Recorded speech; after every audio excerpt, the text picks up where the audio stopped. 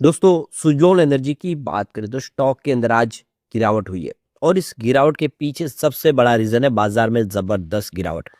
आज बहुत भारी गिरावट बाजार में देखने को मिली।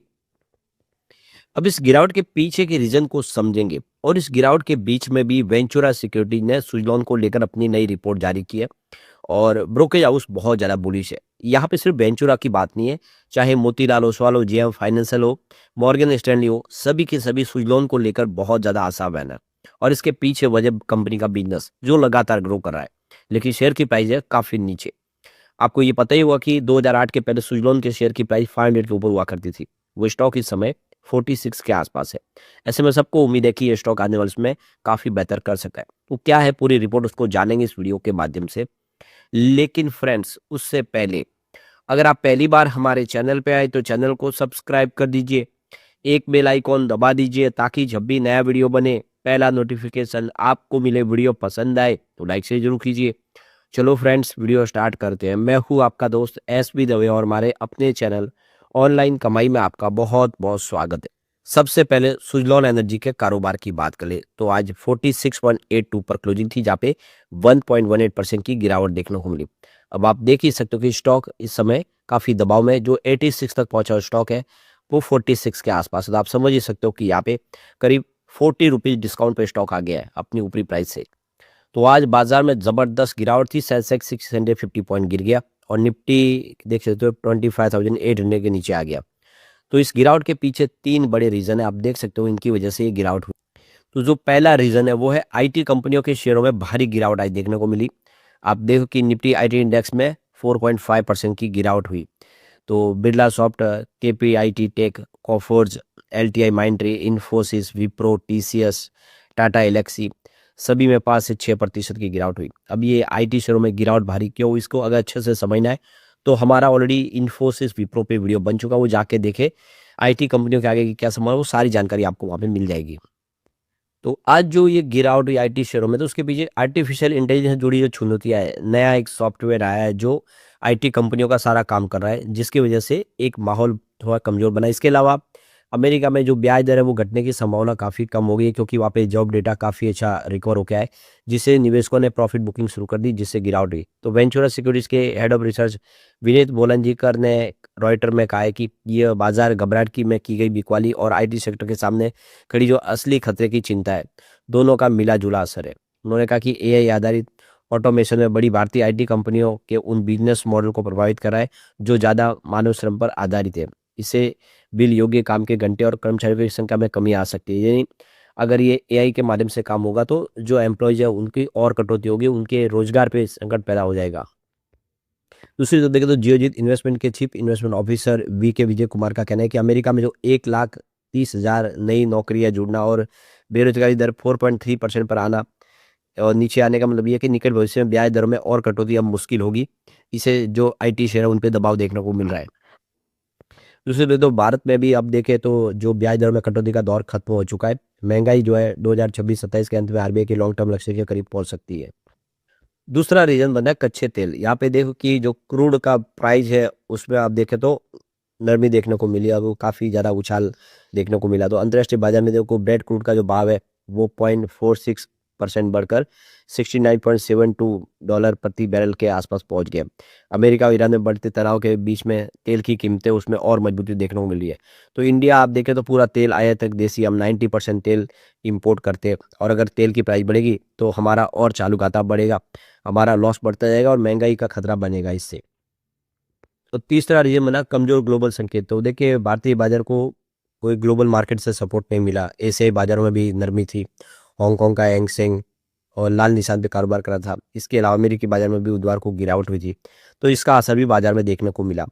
एचडीएफसी सिक्योरिटीज के प्राइम मिनिस्टर देवर्स वकील ने बताया कि निफ्टी अभी भी अपने मूविंग एवरेज से ऊपर है। कुल मिला के ट्रेड पॉजिटिव बना हुआ है। निफ्टी के लिए 26,000 के आसपास तत्काल रेजिस्टेंस है। अगर सूचकांक इसके ऊपर टिकता है तो फिर 26,373 के रिकॉर्ड पर जा सकता है और नीचे की तरफ 25,700 और 25,780 का दायरा देखने को मिल सकता है। तो फिलहाल बाजार के अंदर थोड़ी दबाव की स्थिति है। अब यहाँ पे सुजलॉन एनर्जी को लेकर वेंचुरा ने अपनी रिपोर्ट जारी की है और वेंचुरा सिक्योरिटीज का कहना है कि कंपनी आप देखें तो इस समय काफी तेजी से अपना बिजनेस बढ़ा रही है। कंपनी तो यहाँ पे वेंचुरा सिक्योरिटीज़ का कहना है कि कंपनी के पास इस समय काफ़ी अच्छा कैश फ्लो है। 1556 करोड़ का कैश फ्लो बताया। एक समय अगर आप देखें तो कंपनी में भारी भरकम कर्ज था। 2020 के पहले देखें तो कंपनी के आसपास अब देखो काफ़ी भारी, यानी 15,000 करोड़ तक का कंपनी का अब देखिए भारी भरकम कर्ज था। कंपनी ने सारे कर्ज को चुका दिया और कंपनी इस समय नेट कैश पे है। तो देख सकते हो इस समय जो सरकार की तरफ से जो पॉलिसी सपोर्ट मिल रहा है उसका फ़ायदा मिल रहा है, काफ़ी फेवरेबल पॉलिसी, जैसे कि लोकल मैन्युफैक्चरिंग को बढ़ावा दिया जा रहा है। तो ये मैंडेटरी किया गया है कि जो भी पार्ट्स हैं वो इंडिया में बने होने चाहिए। स्विट्ज़रलैंड ऑलरेडी सारे मेक इन इंडिया के पार्ट बनाते हैं, जिससे दूसरी कंपनियों से उसको मुकाबला करने में आसानी हो रही है। इसके अलावा रिन्यूएबल एनर्जी की डिमांड बढ़ रही है, सरकार इसको पूरा सपोर्ट कर रही है। कंपनी ईपीसी प्रोजेक्ट के ऊपर फोकस कर रही है और अपनी ईपीसी कैपेसिटी बढ़ा रही है। तो इसकी वजह से इंडिया के अंदर इसकी पोजीशन काफ़ी अच्छी है और इसको काफ़ी सारा बेनिफिट मिल रहा है, जिससे हम कह सकते हैं स्विट्ज़रलैंड आने वाले समय में और बेहतर कर सकता है इस लेवल से। तो यहाँ पे वेंचुरा का कहना है कि कंपनी ने अपने क्वार्टर 3 के कॉन्फ्रेंस कॉल के दरमियान कहा है कि 2 पॉइंट देखो 354 गीगावाट के इस समय जो प्रोजेक्ट है वो अंडर एजुकेशन है। इसमें से बहुत ही छोटा जो पोर्शन है वो पुराने प्रोजेक्ट है, बाकी सारे नए प्रोजेक्ट हैं। तो कंपनी के पास इस समय काम की कमी नहीं है। रीमर्ज का जो इसमें आप देख सकते हो कि इस समय जो टोटल रिसीवेबल जो क्वार्टर के दौरान 5,700 करोड़ के आसपास रहा है और कंपनी लगातार अपने बिजनेस को बढ़ा रही है। कस्टमर बेस इनका बढ़ रहा है, बहुत सारे नए कस्टमर रिपीट ऑर्डर दे रहे हैं। ये स्विट्ज़रलैंड के लिए अच्छी बात है। तो इस बार आप देखें तो रेवेन्यू फ्रॉम ऑपरेशन देखें तो यहाँ पे 4,228 करोड़ के आसपास, जिसमें 48% ईयर बेसिस पे ज़बरदस्त जंप देखने को मिली है। एबिटाडा 739 करोड़ के आसपास, जहाँ पे 48% ईयर बेसिस पे शानदार वृद्धि देखने को मिली है। एबिटाडा मार्जिन 17.5% रहा है, जबकि प्रॉफिट बिफोर टैक्स 567 करोड़ का बताया और नेट प्रॉफिट कंपनी का 445 करोड़ के आसपास रहा है। कंपनी की 9 मंथ की परफॉर्मेंस देखें तो यहाँ पे डिलीवरी जिन्होंने 1625 मेगावाट की है, जिसमें ईयर ऑन बेसिस पे 66% की ज़बरदस्त जंप देखने को मिली है। पिछले साल इन्होंने 1550 मेगावाट की डिलीवरी की थी। रेवेन्यू 9 मंथ का 11,211 करोड़ के आसपास है, जहाँ पे 58% की ईयर ऑन बेसिस पे ज़बरदस्त जंप देखने को मिली है।